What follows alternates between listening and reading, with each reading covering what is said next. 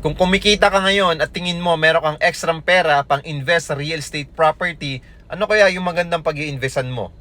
Number 1, condominium property. Ang advantage ng condominium property is nasa loob talaga to ng Metro Manila at accessible sa lahat ng mga kailangan mo.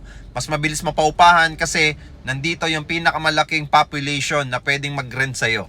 Pangalawa, lot only.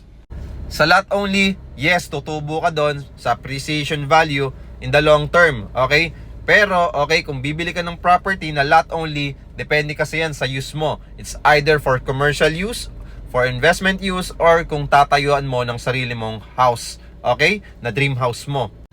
Siyempre, depende pa rin yan sa budget mo kung magkano yung gusto mong bilhin na lote at size. Alam naman natin sa Metro Manila, medyo pricey. Mataas talaga yung value ng lote ngayon dito. Makakabili ka ng mga lote sa mga provinces na medyo affordable. Pangatlo, house and lot sa loob ng mga subdivision. Alam naman natin, yung mga price ngayon ng subdivision, malalaki na rin. Depende rin yan sa budget mo at need mo. Kung talagang gusto mo na magkaroon ng sariling bahay, pwede ka rin naman bumili ng sarili mong house and lot as long as na afford mo siya. Lalong-lalo na sa monthly amortization kung ipapasok mo siya sa bangko or Pag-ibig. At kung naghahanap ka ng property investment na gusto mong paupahan, dun ka na sa walang down payment.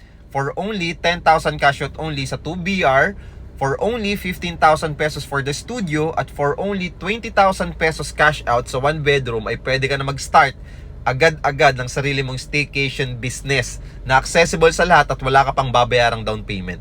So ngayon, kung meron kang extra pera for the investment sa property, malay mo, ito na rin yung para sa'yo. So mag-follow ka na bago ka mag-comment at mag-message nang sa ganon, masendan kita ng complete details ng ino-offer kong project.